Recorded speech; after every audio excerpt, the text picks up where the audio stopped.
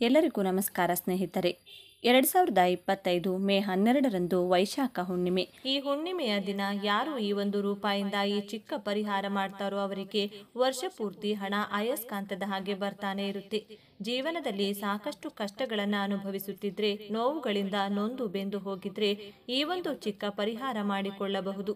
ಕಷ್ಟ ಅಂದ್ರೆ ಹಣಕಾಸಿನ ಸಮಸ್ಯೆ ಆಗಿರಬಹುದು, ಮತ್ತು ವ್ಯಾಪಾರ ವ್ಯವಹಾರದಲ್ಲಾಗುವಂತಹ ಸಮಸ್ಯೆ ಹಾಗೂ ಆರೋಗ್ಯದ ಸಮಸ್ಯೆಯೇ ಆಗಿರಬಹುದು, ಮತ್ತು ಅಕ್ಕಪಕ್ಕದಿಂದ ಆಗುವ ಸಮಸ್ಯೆ, ಇಲ್ಲ ಕುಟುಂಬದಲ್ಲಿರುವ ಸಮಸ್ಯೆ, ಮಕ್ಕಳು ಮಾತು ಕೇಳದೇ ಇರುವಂತದ್ದು. ಈ ತರ ನಾನಾ ರೀತಿಯ ಸಮಸ್ಯೆಗಳನ್ನ ನಾವು ಪ್ರತಿನಿತ್ಯ ಅನುಭವಿಸ್ತಾ ಇರ್ತೀವಿ. ಈ ತರ ಸಮಸ್ಯೆಗಳನ್ನ ಹೇಗೆ ದೂರ ಮಾಡಿಕೊಳ್ಳುವುದು, ಈ ರೀತಿ ಸಮಸ್ಯೆಗಳಿಂದ ನಾವು ಯಾವಾಗ ಹೊರಗೆ ಬರೋದು, ಈ ಸಮಸ್ಯೆಗಳಿಗೆ ಪರಿಹಾರವೇ ಇಲ್ವಾ ಅಂತ ಗೊಂದಲದಲ್ಲಿರ್ತೀವಿ.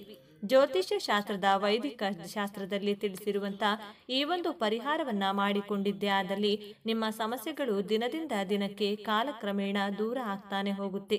ಜೊತೆಗೆ ಜೀವನದಲ್ಲಿ ಯಶಸ್ಸು ಕಾಣಬಹುದು, ಅಭಿವೃದ್ಧಿಯನ್ನು ಕಾಣಬಹುದು, ಮತ್ತು ಎಲ್ಲಾ ರೀತಿಯ ಶುಭ ಫಲಗಳು ಸಿಗ್ತಾ ಹೋಗುತ್ತೆ. ಹಾಗಾಗಿ ಅತ್ಯಂತ ಸುಲಭವಾಗಿ ಹುಣ್ಣಿಮೆಯ ದಿನ ಮಾಡುವಂತ ಪರಿಹಾರ ಇದಾಗಿದೆ. ರಾತ್ರಿ ಮಲಗುವ ಮೊದಲು ಈ ಚಿಕ್ಕದಾದ ಸುಲಭವಾದ ಪರಿಹಾರ ಮಾಡಿಕೊಳ್ಬೇಕು. ಕೇವಲ ₹1 ಪ್ರತಿಯೊಬ್ಬರೂ ಕೂಡ ಮಾಡಿಕೊಳ್ಳಬಹುದು.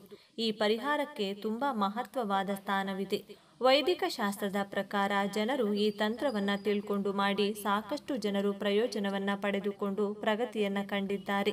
ತಲತಲಾಂತರದಿಂದ ಬಂದಿರುವಂತಹ ಈ ಒಂದು ತಂತ್ರವನ್ನ ನೀವೇನಾದ್ರೂ ಮಾಡಿದ್ದೇ ಆದ್ರೆ ನಿಮ್ಮ ಅದೃಷ್ಟವೇ ಬದಲಾಗಿ ಕೋಟ್ಯಾಧಿಪತಿಯಾಗಬಹುದು. ಪೂರ್ವಿಕರು ಸಾಕಷ್ಟು ಜನ ಈ ತಂತ್ರವನ್ನ ಮಾಡಿ ಪ್ರಯೋಜನ ಪಡೆದು ಆನಂತರ ಸಿದ್ಧಿಶಾಸ್ತ್ರದಲ್ಲಿ ಈ ತಂತ್ರವನ್ನ ತಿಳಿಸಿಕೊಟ್ಟಿದ್ದಾರೆ. ಈ ತಂತ್ರದಿಂದ ನಿಮ್ಮ ಎಲ್ಲಾ ಕಷ್ಟಗಳು ದೂರವಾಗುತ್ತೆ. ಮನೆಯಲ್ಲಿ ಲಕ್ಷ್ಮಿ ನೆಲೆಸಬೇಕು, ಮನೆಗೆ ಧನಾಗಮನವಾಗಬೇಕು, ಮನೆಯಲ್ಲಿ ಹಣಕಾಸಿನ ಸಮಸ್ಯೆ ನಿವಾರಣೆಯಾಗಬೇಕು, ಆರೋಗ್ಯ ಸಮಸ್ಯೆ ದೂರವಾಗಬೇಕು ಅಂದ್ರೆ ಈ ತಂತ್ರ ಬಹಳ ಶಕ್ತಿ ಮತ್ತು ಮಹತ್ವವನ್ನ ಹೊಂದಿದೆ. ಇದು ನಿಮಗೆ ಒಂದು ಒಳ್ಳೆಯ ಉಪಯೋಗವನ್ನ ತಂದುಕೊಡುತ್ತೆ.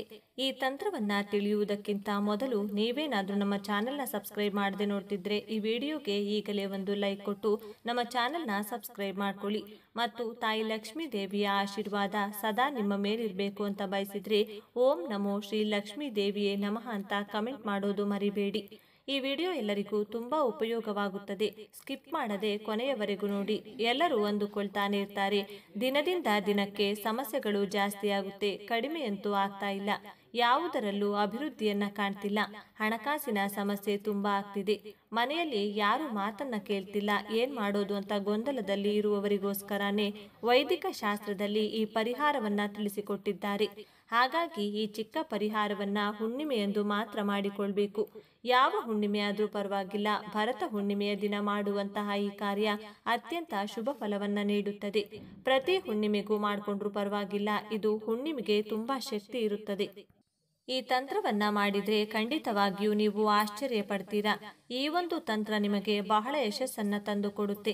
ವೈದಿಕ ಶಾಸ್ತ್ರದ ಪ್ರಕಾರ ಇವರೇ ಮಾಡಬೇಕು ಅಂತ ಏನಿಲ್ಲ, ಹೆಣ್ಣು ಮಕ್ಕಳು ಮಾಡಬಹುದು, ಗಂಡು ಮಕ್ಕಳು ಕೂಡ ಮಾಡಬಹುದು, ಪ್ರತಿಯೊಬ್ಬರೂ ಕೂಡ ಮಾಡಬಹುದು. ಮನೆಯಲ್ಲಿ ಹೆಣ್ಣು ಮಕ್ಕಳು ಗಂಡನಿಗೆ ಗೌರವ ಕೊಡದೇ ಇರಬಹುದು, ಮತ್ತು ಗಂಡ ಕಿಂಚಿತ್ತು ಮರ್ಯಾದೆ ಕೊಡದೆ ಗೌರವ ಕೊಡದೇ ಇರಬಹುದು. ಪ್ರತಿದಿನ ಕಲಹ ಇರುವಂತಹ ಸಮಸ್ಯೆ ಕೂಡ ಇರುತ್ತೆ. ಅಥವಾ ಗಂಡ ಕುಡಿತಿದ್ರೆ, ಕೆಟ್ಟ ಚಟಕ್ಕೆ ದಾಸನಾಗಿದ್ರೆ, ಮನೆಗೆ ಸರಿಯಾಗಿ ಬರುವುದಿಲ್ಲ, ಮನೆಯಲ್ಲಿ ಹೇಳುವುದು ಕೇಳಲ್ಲ, ಸರಿಯಾದ ರೀತಿ ನಮ್ಮ ಜೊತೆ ನಡೆದುಕೊಳ್ಳೋದಿಲ್ಲ, ಯಾವಾಗಲೂ ಮನೆಯಲ್ಲಿ ಗಲಾಟೆಗಳು ಆಗ್ತಾ ಇರುತ್ತೆ ಅಂದ್ರೆ ಕೂಡ ಈ ಪರಿಹಾರವನ್ನ ಮಾಡಿಕೊಳ್ಳಬಹುದು.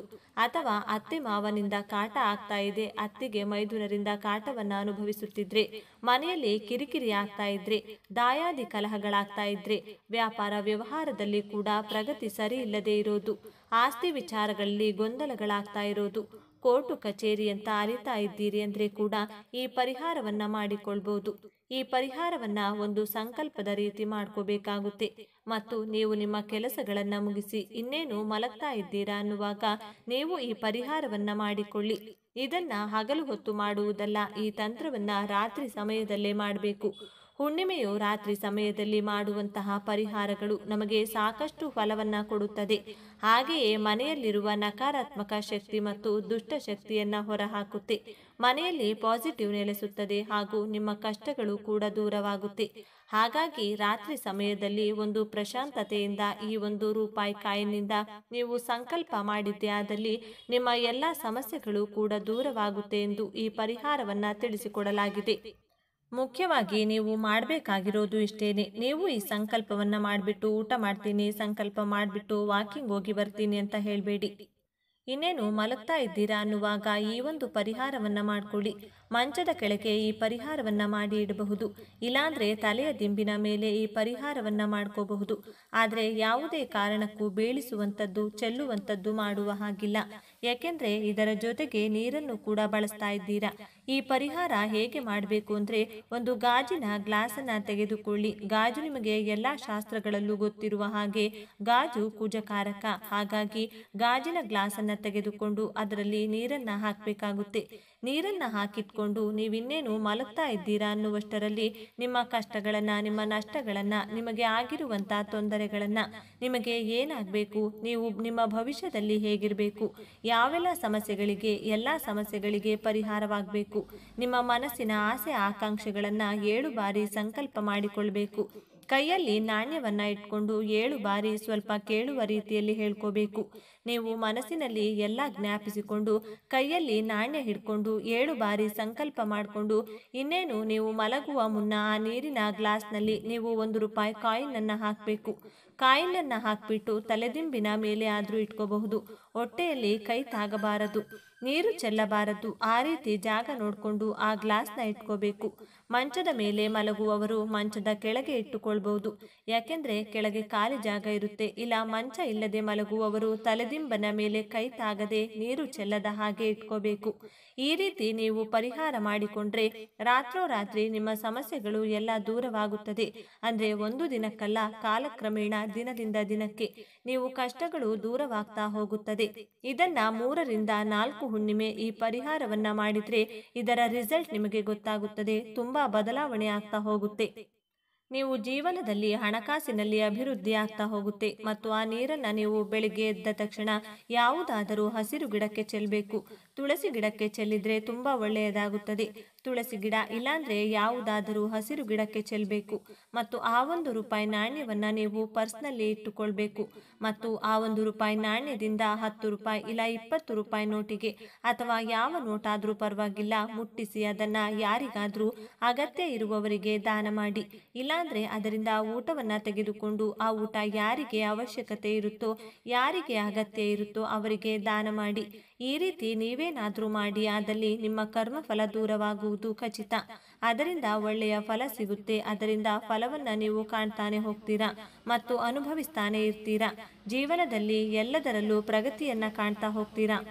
ನೋಡಿದ್ರಲ್ಲ ಸ್ನೇಹಿತರೆ, ಈ ಮಾಹಿತಿ ನಿಮಗೆ ಇಷ್ಟ ಆಗಿದೆ ಅಂತ ಅಂದ್ಕೊಂಡಿದ್ದೇವೆ. ಇಷ್ಟ ಆಗಿದ್ರೆ ದಯವಿಟ್ಟು ಈ ವಿಡಿಯೋಗೆ ಒಂದು ಲೈಕ್ ಕೊಡಿ.